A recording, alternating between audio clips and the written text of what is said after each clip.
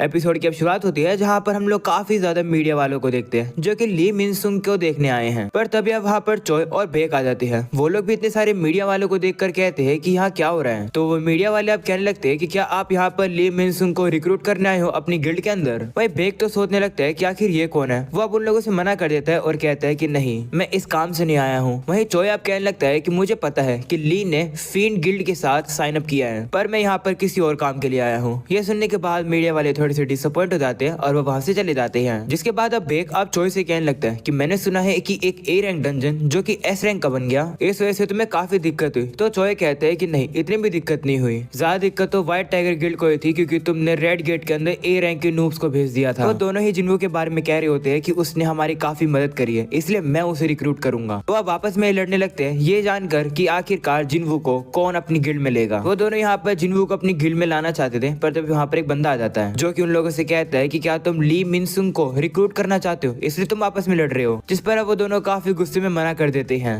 दूसरी तरफ हम लोग अब देखते हैं कि जिन्वू भी अब यहाँ पर आ चुका है अपनी रैंक को वापस से रीचेक करवाने के लिए। पर अब वो इतनी ज्यादा भीड़ को देखकर कहते हैं कि यहाँ इतनी भीड़ क्यों है। अगले सीन में हम लोग को जिन्वू के क्लासमेट्स को दिखाया जाता है जो कि ली के प्रेस कॉन्फ्रेंस को देख रहे होते हैं। इसके बाद हमें ली को भी दिखाया जाता है। सभी रिपोर्टर्स अब उसका इंटरव्यू ले रहे होते हैं। ली भी अब अपनी स्क्रिप्ट पढ़ रहा होता है। वो कहता है कि मेरा नाम ली मिन सुंग है। आप लोगों को पता ही होगा कि मैं एक हंटर के तौर पर अवेकन हुआ हूँ। मैं जब अंदर जाऊंगा तब मैं अपनी रैंक को चेक करवाऊंगा। जब से मैं अवेकन हुआ हूँ तब से मैं काफी चिंता कर रहा हूँ, पर मैंने डिसाइड कर लिया है कि जो मिशन मुझे दिया गया है मैं उसे पूरा करूंगा। मैं फिन गिल्ड के मास्टर लिम के अंडर काम करूंगा। हम अब देखते हैं कि इसी बंदे का नाम होता है लिम। ये सब सुनने के बाद अब रिपोर्टर्स अब ली से कहते हैं कि क्या इसका मतलब है कि तुम एंटरटेनमेंट इंडस्ट्री को छोड़ रहे हो? क्या तुम पूरी तरह से एक हंटर बनने वाले हो? ये सुनकर ली अब अपने मन में कहता है बिल्कुल भी नहीं, मुझे काफी समय पहले पता चल गया है कि मेरी ए रैंक है। गिल्ड के साथ मेरा कॉन्ट्रैक्ट 2 साल का है। इस टाइम में मैं हंटर बनूंगा और तब एंटरटेनमेंट इंडस्ट्री में वापिस आऊंगा 2 साल बाद। तब तक मेरे पास काफी अचीवमेंट्स भी होंगे। वो सभी लोगों से कहता है कि मैं अपनी लाइफ को जोखिम में डालकर लड़ाई करूंगा। वो अपनी स्पीच दे रहा होता है तभी जिन्वू वहाँ पर आता है। वह गेट पर ही उसे रोक लिया जाता है ये कहकर कि ली का कॉन्फ्रेंस चल रहा है, इसलिए रुको, तुम अंदर नहीं जा सकती हो। ये देखकर चेयरमैन गो वहाँ पर आ जाते हैं।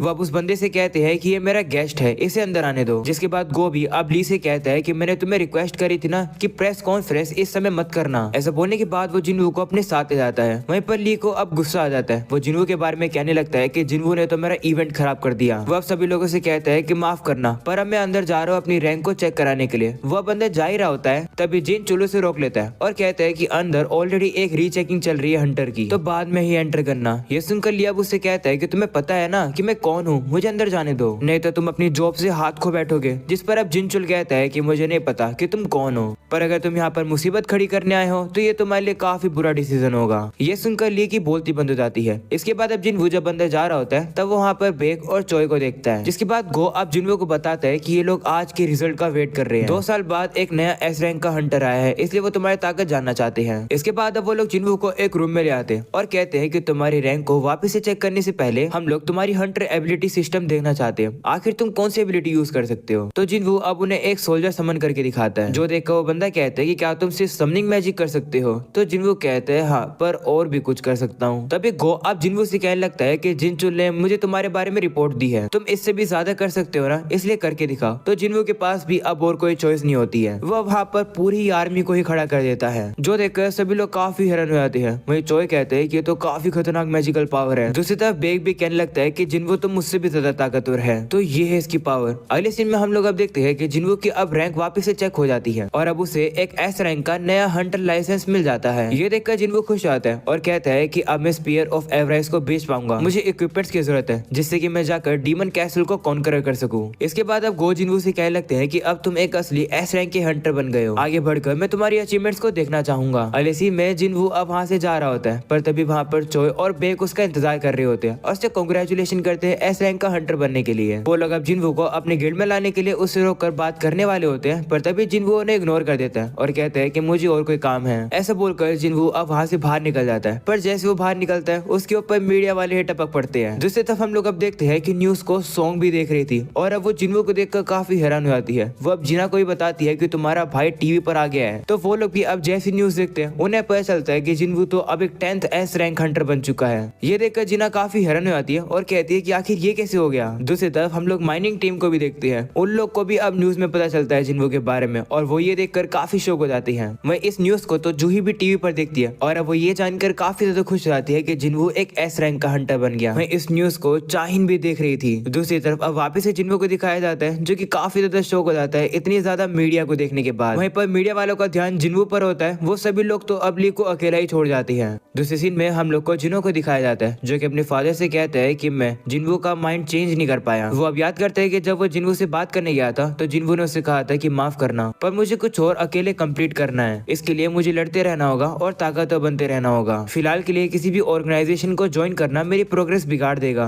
मैं चाहता हूँ कि तुम मुझे फॉलो करो। इस बारे में अब जिन्हो अपने फादर को बताता है कि जिन्वो ने से ये बात कही थी। ये सुनकर उसके फादर कहते हैं कि ये काफी सेल्फिश डिसीजन है। मैं तो इस प्रोजेक्ट पर तुम्हारे भाई पर विश्वास कर रहा था पर तुम आए और अपनी स्पीच देके गए पर तुम कुछ भी नहीं कर पाए। अब तुम सारी चीजों को अबैंडन कर रहे हो और छोड़ रहे हो। तुम्हें लगता है कि ऐसे करना सही होगा। जिस पर जिन्हो कहता है कि लेकिन माफ करना फादर, मैं फिर भी जिन्वो को ही फॉलो करूंगा। ये सुनकर उसके फादर कहते हैं कि ठीक है तो फिर तुम्हें एक डिसीजन लेना होगा। दूसरी तरफ हम लोग अब देखते हैं कि मीडिया वाले इतने ज्यादा हो जाते हैं कि वहाँ पर बेक और चोय आ जाती है। वो अब जिन्वो से कहते हैं कि हमारे साथ आओ, हम तुम्हें सेफली घर पहुंचा देंगे। जिस पर जिन्वो कहते हैं कि नहीं, इसकी कोई जरूरत नहीं है। ऐसा बोलने के बाद वो वहाँ से काफी तेजी से गायब होकर साइड में आ जाता है और अपने मुंह को ढककर वहाँ से चला जाता है। ये देखकर चोय भी काफी हैरान हो जाता है। वहीं पर बेक के तो होश ही उड़ जाती है। वो कहती है कि मेरी आंखें तक जिन्वो को नहीं देख पाई। ये तो बहुत तेज है। ये तो पिछली बार से भी ज्यादा ताकतवर हो गया है। पर कैसे? अगले सीन में जिन्वो अब अपने इक्विपमेंट्स को खरीदने के लिए हंटर ऑक्शन में आ जाता है। जिन्वो वहाँ पर एक ऐसे आर्टिफैक्ट को खरीदने के लिए आया है जो कि फायर बेस्ड अटैक के खिलाफ डिफेंड कर सके। उसे एक ऐसे इक्विपमेंट चाहिए जो कि डंजन की हीट को रेजिस्ट कर सके। तो बंदा अब जिन्वो को एक चौका दिखाता है और एक रिंग भी। इसके बाद वो जिन्वो को इसका प्राइस दिखाता है। इतने ज्यादा प्राइस को देखकर जिन्वो हैरान होता है और कहता है कि क्या तुम प्राइस थोड़ा कम कर सकते हो। जिस पर वो बंदा कहता है नहीं, प्राइस तो फिक्स है पर लेकिन अगर तुम यहाँ के ग्लास को तोड़ दोगे तो हम तुम्हें कोई भी प्रोडक्ट फ्री में दे देंगे। हमारी दुकान का जो ग्लास है उसके ऊपर मैजिक लगा हुआ है। एक ए रैंक का हंटर तक इसे कुछ नहीं कर सकता है। ये सुनकर जिन्वो अब उस कांच को तोड़ने के लिए तैयार हो जाता है। वो अपनी पावर को यूज करके ग्लास को तोड़ने वाला होता है पर तभी वो बंदा उसे रोक लेता है और कहता है कि मैं तो बस मजाक कर रहा था। तो अब जिन्वो भी रुक जाता है और कहता है कि ठीक है तो फिर मुझे कुछ और दिखाओ। तो दूसरा बंदा अब जिन्वो से कहता है कि चलो फिर मैं तुम्हारी मदद करता हूँ क्योंकि मैं वेपन्स का इंचार्ज हूँ। तो अब जिन्वो भी उसके साथ चला जाता है। वहीं पर अब वही वाला बंदा अब देखता है कि जिन्वो ने तो ग्लास को टच तक नहीं करा है फिर भी वो कांच टूट चुका है। इसके बाद जिन्वो अब एक डैगर को देखता है जिसका प्राइस कुछ ज्यादा ही होता है। तो अब वो दुकानदार को अपने वाला ही डैगर दिखाता है और कहता है कि इसका कितना प्राइस होगा। जिस पर वो बंदा कहता है कि कम से कम 100 मिलियन तो होगा ही। ये सुनकर जिन्वो शॉक हो जाता है क्योंकि उसने इस डैगर को 2.8 मिलियन गोल्ड कॉइन में खरीदा है। जिन्वो कहता है कि इसका मतलब शॉप पे से जो मैं सामान खरीदता हूँ उनकी वैल्यू ज्यादा होती है। इसका मतलब तो मुझे स्पीयर ऑफ एवराइज को बेचने की जरूरत ही नहीं पड़ेगी। जिन्वो वहाँ पर कहता है कि क्या मैं वॉशरूम जा सकता हूँ। तो बंदा कहता है ठीक है। अगले सीन में वापस से बेक को दिखाया जाता है जो कि जिन्वो के बारे में सोच रहा होता है कि मुझे पता है कि वो ताकतवर है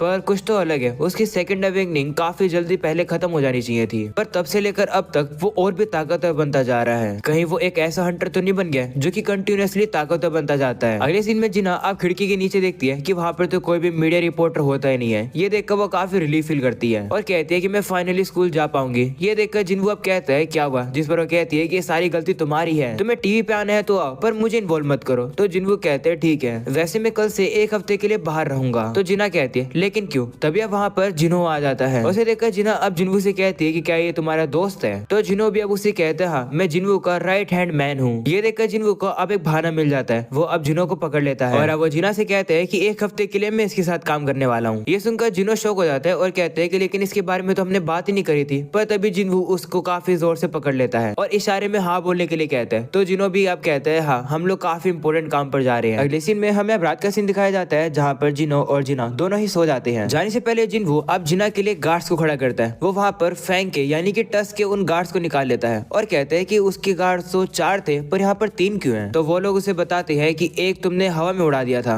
जिस पर जिन्वो कहते हैं कोई बात नहीं, तुम तीनों ऑलरेडी काफी ताकतवर हो, तुम लोग ये संभाल लोगे। वो वहाँ पर एक सोल्जर को कह देता है कि मेरी बहन को प्रोटेक्ट करना। तो वो सोल्जर भी अब वहाँ पर रुक जाता है। जिसके बाद अब जिन्वो अब छत पर आ जाता है और वो वहाँ पर अपनी पूरी आर्मी को निकाल देता है और कहता है कि पेट्रोलिंग करना शुरू करो। तो वो लोग भी अब शुरू हो जाते हैं। ये देखकर जिन्वो अब सोचने लगता है कि क्या इसका मतलब मैं सोसाइटी की मदद करने लगा हूँ। अगले सीन में हमें अब एक एंट मोस्टर को दिखाया जाता है जो कि अब उड़कर इसी शहर में आ रहा है। अगले सीन में अब जिनो और जिन्वो एक साथ जा रहे होते हैं। वहीं जिन्वो अब उससे कहता है कि तुम्हें इस तरीके से घर से नहीं भागना चाहिए था। तो जिन्वो कहता है कि चिंता मत करो, इन चीजों को मैंने ही चूज करा है। वैसे तुम दाइंगसुंग टावर में क्या करने वाले हो? आपने कहा था कि आप एक हफ्ते के लिए जाओगे। तो जिन्वो कहता है हाँ, ट्रेनिंग करने के लिए जा रहा हूँ। ये सुनकर जिन्वो हैरान होता है और कहते हैं कि क्या आप और भी ताकतवर बनना चाहते हो? आप ऑलरेडी एस रैंक के हो ना? तो जिन्वो कहते हैं हाँ, मुझे और ट्रेनिंग करनी है। जो सुनकर जिन्वो अब उसे वहाँ पर छोड़ देता है जिन्वो की लोकेशन पर। अगले सीन में जिन्वो अब अपनी वाटर बेस्ड रिंग को पहन लेता है और उस रोप को पहन लेता है विंड वाले को। जिन्वो अब पूरा तैयार हो जाता है और कहता है कि अब मैं डीमन कैसल को कॉन्कर करना शुरू कर सकता हूँ। तभी उसे क्वेस्ट की इन्फो मिलती है जहाँ पर जिन्वो को डीमन सोल्स 2 को कलेक्ट करना है। जिन्वो को डीमन मोनार्क बैरन की सोल को कलेक्ट करना है। रिवॉर्ड में उसे शैडो एक्सचेंज रूइन स्टोन मिलेगा। ये सुनकर जिन्वो खुश हो जाता है और कहता है कि इसका मतलब यहाँ तो अच्छा रिवॉर्ड मिलेगा। इसके बाद जिन्वो टेलीपोर्ट करके 76 फ्लोर पर आ जाता है जहाँ पर वो पिछली बार था। अगले सीन में हमें जिनो की मदर को दिखाया जाता है जो कि जिनो के फादर से कहती है कि मुझे नहीं लगा था कि जिनो घर छोड़ देगा। क्या आप अब अकेला फील कर रहे हो? जिस पर वो कहते हैं नहीं, बस हमारा वो बच्चा था जिसे हमने पाला था और अब वो घर छोड़ गया, वो बस बड़ा हो गया। वो अब कुछ कहने वाले होते हैं पर तभी अचानक से उनकी आंख बंद हो जाती है और वो बेहोश होकर नीचे गिर जाते हैं। ये देखकर जिनो की मदर काफी शॉक हो जाती है। अगले सीन में वापिस से अब उसी कैसल का सीन दिखाया जाता है जहाँ पर अब एक काफी पावरफुल डीमन सामने आ रहा होता है। तभी जिन्वो अब वहाँ पर उसी स्पेयर को तैयार कर देता है और वो फैंग यानी कि टस को बाहर निकाल देता है और उसे वो स्पेयर पकड़ा देता है, जिससे कि अब फैंग के जो मैजिकल पावर है वो और भी ज्यादा बूस्ट हो जाती है और अब वो उस डीमन के ऊपर फायर का हमला कर देता है। जिन्वो अब ये देखकर काफी ज्यादा शौक हो जाता है कि एक ही हमले में वो सामने वाला डीमन राख बन चुका है। जिन्वो अब काफी शौक होता है, कहते हैं कि अभी के लिए मैं फैंग को ही दे दूंगा ये स्पीयर। अगले सीन में जिनो की मदर को दिखाया जाता है जो कि जिनो के फादर से कहती है कि जिनो आपसे मिलने के लिए आया था पर मैंने उसे कह दिया कि आप बस ज्यादा काम करने की वजह से बेहोश हो गए। इसके बाद जिनो के फादर अब याद करते हैं कि डॉक्टर ने उनसे कहा था कि उन्हें एटर्नल स्लंबर हुई है, इससे वो हमेशा के लिए सोते रहेंगे। ये सुनकर वो पूछते हैं कि आखिर मुझे बीमारी हुई कैसे? तो डॉक्टर कहते हैं कि कहा जाता है कि